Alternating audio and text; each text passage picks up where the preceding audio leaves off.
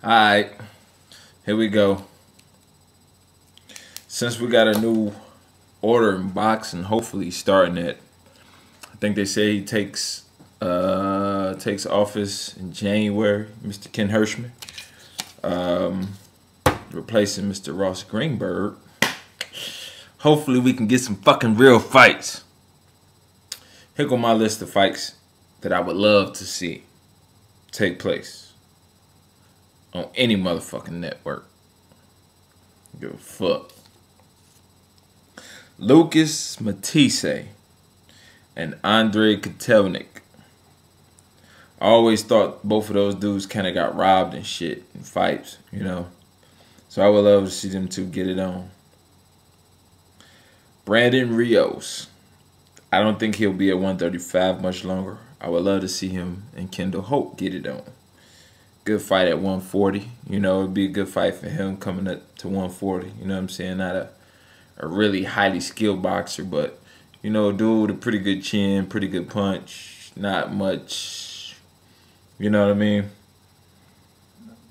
A really important fight that I think should have happened and should happen.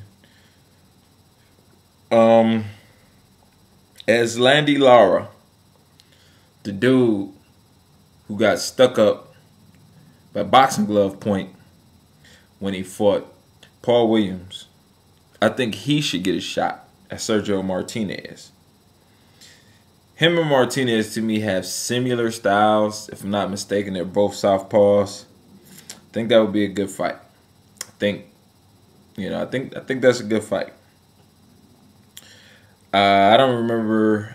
I don't know if everybody else remember this fight between Brandon Rios and a guy named Miguel Acosta. That was a good ass fight.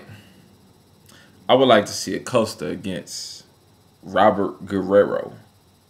I think that would be a good step up for the Ghosts. You know, the hardcore boxing fans are familiar with Acosta. I think that's a good fight for him. I would like to see it. Don't call me a homer, but I would like to see Vernon Paris, Zab Judah. I think that Vernon Paris at, what is he, 27-0. I think he got 19 knockouts now, I believe.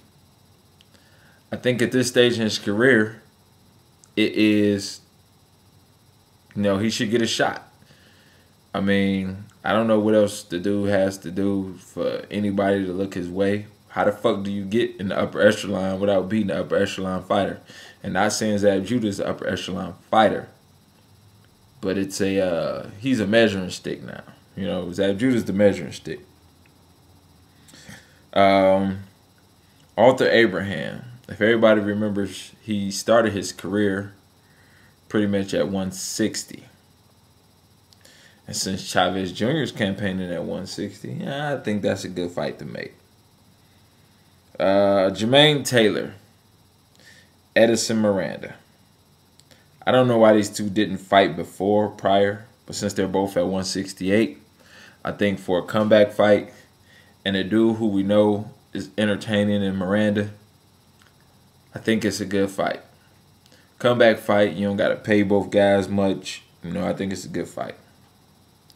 Javarius Cloud, I don't know what the fuck HBO is waiting on to get this dude in the mix, but I would love to see him test his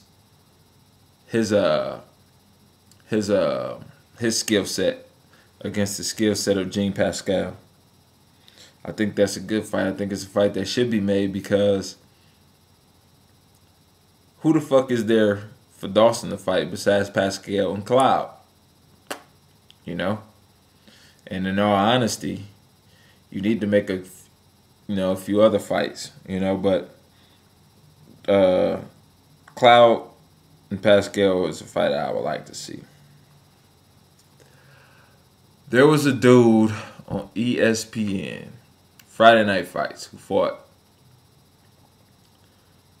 And if y'all look at some of my old videos, I called him Silk because he had one of those not so regular names.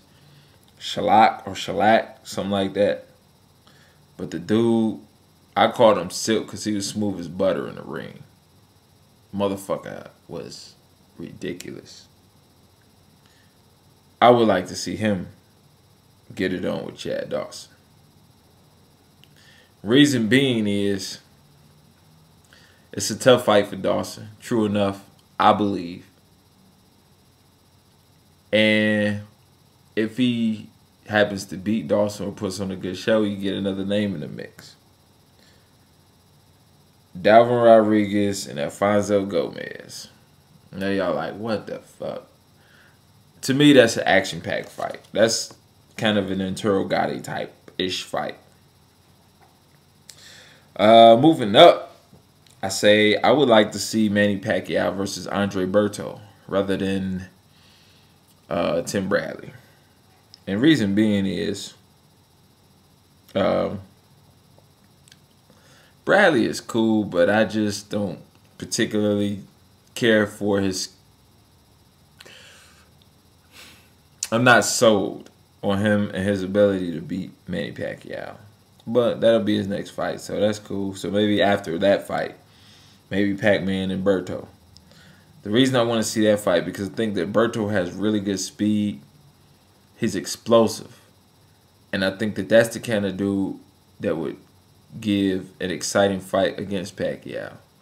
You know, because if you think about it, you know, especially for the Pacquiao fans, and not to mention the Pac-Tards, you know, Pacquiao makes fairly entertaining fights in non-competitive matchups. I think that that will be a very entertaining matchup. Whether it's competitive or not, I think Berto is more than, you know, has the ability to hold his own in that fight. Amir Khan and Devin Alexander. I'm not a fan of Alexander's style.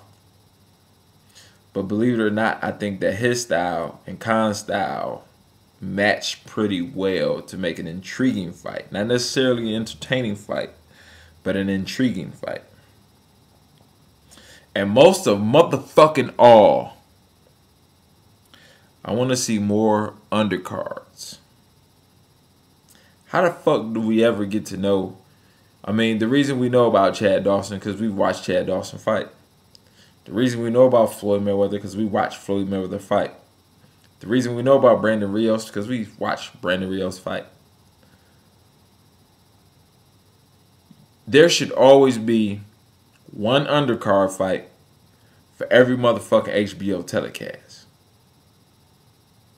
Because the only way for us to get familiar with an individual is to watch that motherfucker fight. So when you put, I don't know, the Manny Pacquiao, Juan Manuel Marquez rebroadcast up the following week, throw an undercard on there. No, fucking anybody. Because, hell, shit, if you paid the motherfuckers as much as you pay a cameraman, they'd be more than happy. But that's potentially another dude that could make HBO some money, make the fans happy. Somebody else should just talk about. We're running out of people and shit to talk about, you know? If we only getting one fight every 3-4 weeks, it ain't much to talk about. But at least if you give us the undercard, at least we can talk about that shit. You know what I mean? More undercard fights is the most important thing that we need in boxing right now. More undercard fights. Only time you get to see an undercard is when you pay $59 and $79 fucking dollars for a goddamn pay-per-view.